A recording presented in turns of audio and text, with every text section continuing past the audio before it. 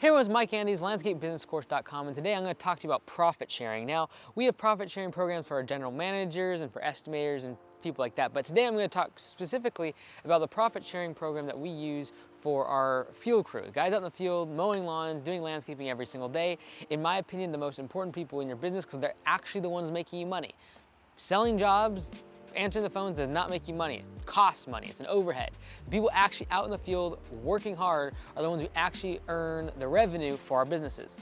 So when it comes to profit sharing, I feel like they need to be part of it. They need to have skin in the game and really care about the efficiencies of the business because they know it has a direct correlation with the profits. So what we do is on a quarterly basis, we give 10% of profits to the frontline employees. Now what we do to make sure they earn it, and it's not just like, expected and everyone just takes it for granted, is the fact that they do earn it. They have to show up every single day on time and no calling out last minute, unexpected or unexcused absences in order to get that profit sharing. So how we do it is, let's say for example, there's $700 worth of quarterly profit sharing for each employee.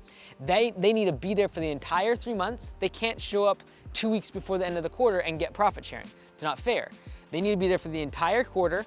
They need to show up every single day on time. If they're 1 minute late, they're considered late.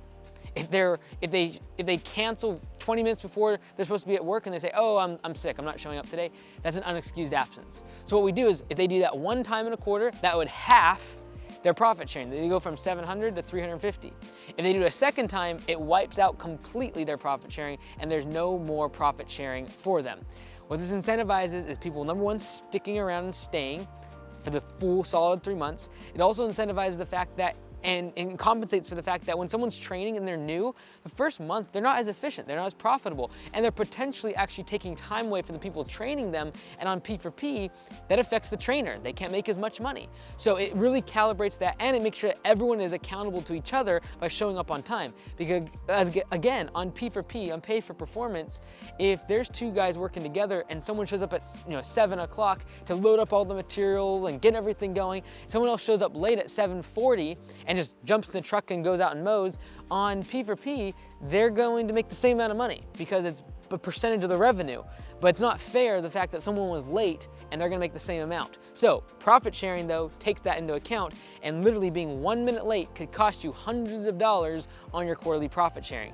This is what we've used to be able to keep them incentivized, to stay efficient, stay profitable, and stay engaged and caring about open book management, where we share the numbers and they actually care because they get a piece of the profits. Until you do that, until you give them a piece of the profits, don't expect them to care about your numbers or how much you charge or your hourly rate or how profitable or unprofitable you are. You've got to give them a piece of the pie, skin in the game. I'm Mike Andes, LandscapeBusinessCourse.com. We'll see you next time.